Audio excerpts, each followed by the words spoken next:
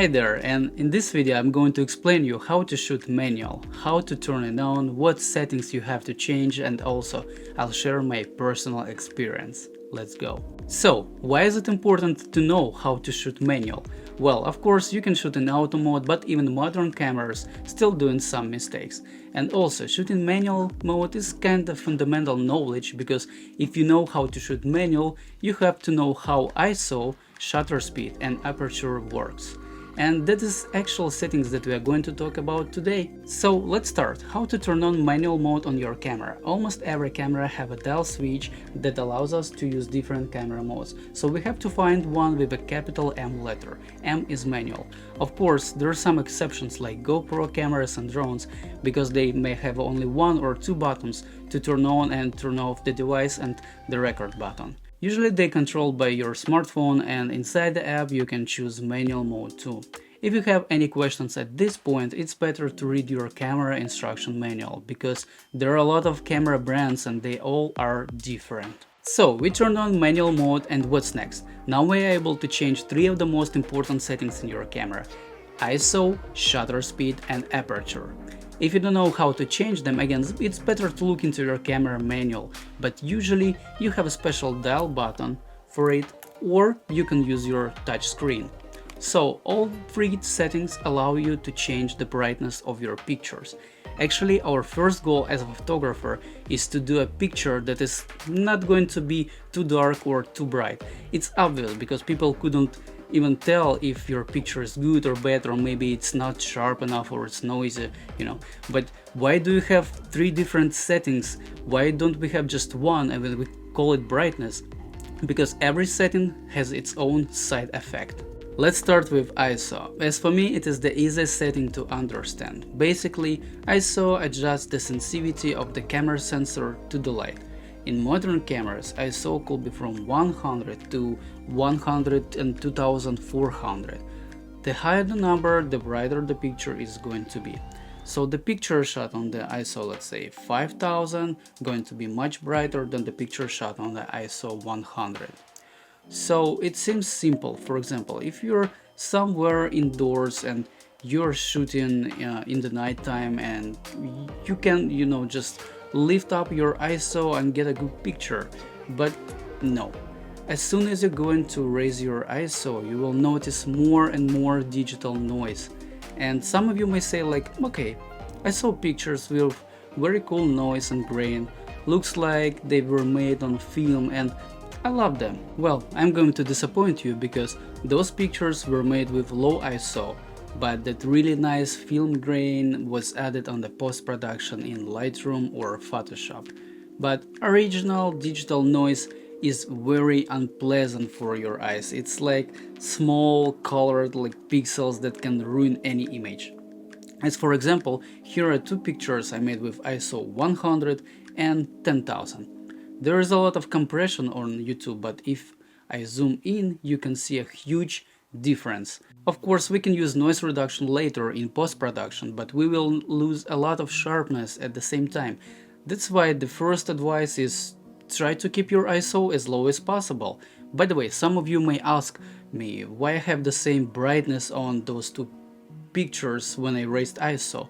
Well, I just changed my shutter speed, and let's talk about it now. Shutter speed is the length of time the image sensor in a camera is exposed to light. For example, in the cameras with mirror, actually, the mirror is open up and let the light go through all the way to the image sensor. A fast shutter speed creates a shorter exposure, the amount of light the camera takes in, and slow shutter speed gives the photographer a longer exposure. Well, let's take a closer look at the numbers. Cameras nowadays have shutter speed starting from 1 of 8000 of a second up to 30 seconds. Let's start from 1 over 8000 of a second. If you're gonna make our shutter speed slower, so we're gonna see the numbers like 1 over 200. And then we can see this number, which means 8 over 10 of a second, and it's almost 1 second. Then we see 2.5 seconds and all the way up to 30 seconds. So the slower the shutter speed, the brighter picture is going to be. And again, you may think, if I can't raise my ISO when I shoot in a dark environment, I'll just slow down my shutter speed and I'm good. But here we come to the side effect of shutter speed. And this is one of the main mistakes of beginner photographers. Sometimes they see a picture that is not sharp enough and they think maybe it's not focused well, but it's actually a side effect of slow shutter speed. Well, if we are using a very fast shutter speed, then we have the ability to freeze the motion. For example, when I'm shooting surfing, I'm using 1/2000 of a second, so all the splashes and surfers are sharpened without any blur. When we're shooting a portrait of a person, we may use like 1/100 or 1/200 of a second, and we're good. But everything slower than 1/50 might be not sharp. It's also happening because when we're shooting handheld, our hands are actually shaking. Now you understand why all those photographers who making pictures of architecture at the night using tripods. But there are some examples when you want to shoot with slow shutter speed, and as I said, when we shoot in architecture or interiors or some kind of product photography or stars, or you can use it in a more creative way, like everyone saw pictures of a milky and kind of foggy oceans, or you can Google what is light painting. I tried this a long time ago with my friends and it's actually fun. Finally, we are going to talk about the most creative setting, and it's called Aperture. Aperture measures in f-stop, and it's only setting that have nothing to do with your camera, but it only depends on the lens you are using right now. That's why here you can see these 350mm lenses with different f-stops and also more than $1,000 in difference in price. So Aperture is almost the same thing as a pupil in our eyes. As we know, it could be big and kinda wide open, or it could be small. For example, I took an aperture from 1.2 all the way to the 22. So we know when it's dark, then we have big pupils. So the same here, when the aperture is wide open, more amount of light can pass through the lens all the way to the image sensor. But if we step down the aperture, then we will get a darker image. Now let's talk about that creative side effect. If you are going to use an aperture like f22, then everything is going to be sharp and in focus. But if we are going to use an aperture like 1.2 or 2.0, then we will get a really shallow depth of field. You can see how I'm using aperture f1.4 right now. And this kind of portrait or any other pictures look amazing and very professional because your subject is really separated from the background. Here's the reason why some people can't do that kind of portrait, because they're using a basic kit lens which came with the camera with aperture like f4, so everything what they have to do is just buy a new lens. Even the cheapest 50mm 1.8 lens can do the job. And you may think that finally there is some settings with side effect that looks cool and allows us to get more light to the image sensor. Well, yes and no. It's nice to have a focus only on the eyes of the person, but imagine if you're taking a picture of 4 people or you're doing interior shots where everything should be in focus. So that's the trick, is to manage all the settings and understand what they're doing and how they affect the image, and that's almost everything that you have to know about how to shoot manual. But there is one little thing that I would like to talk about, the thing that actually gonna help us to set the correct exposure. So when we switch to the manual mode, you can see now we have a little bar on the bottom of the screen with -3 and +3 on it. The thing is that the camera measures the incoming amount of light every second, and based on your settings, ISO, shutter speed and aperture, it shows you are your picture is going to be underexposed, overexposed, or just good exposed, you know. So for example, if exposure at -2, we can expect the picture is going to be underexposed or just dark for 2 stops. So what we have to do is just raise your ISO, set a slower shutter speed, or open up your aperture. And of course we do the opposite if we see that our pictures is about to be overexposed.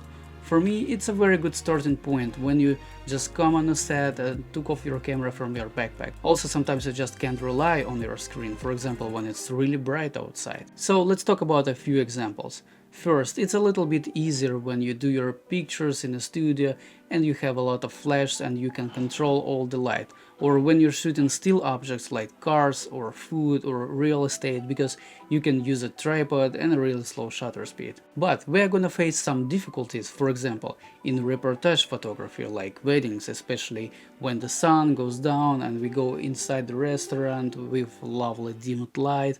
So I'm usually starting with low ISO like 100, then set up my shutter speed. For example, if people pose to me, I can set it to 1/100, or if they're dancing, maybe it's going to be 1/400. Probably in a low light situation I'm going to use a prime lens with an aperture of at least 1.8. If it's not enough, then I'm going back to the ISO and I'll start to raise it, but at some point I'll reach my maximum good working ISO, and on my Canon 5D Mark IV it's just 3200. So after it I'll just try to adjust the shutter speed and aperture again, and if it's not possible then I'll ask my people to move less or come closer to the source of light, or I just gonna use flash. And that's it. It's only about finding a good balance between all those settings. And here is a few recommendations. Of course, try to practice as much as you can. Go outside and shoot. Believe me, you're going to struggle just 1 or 2 days maybe, but you know, that's the only way to shoot manual, and later you're gonna love it. Remember to check out your pictures later on your laptop or just any bigger screen than on your camera,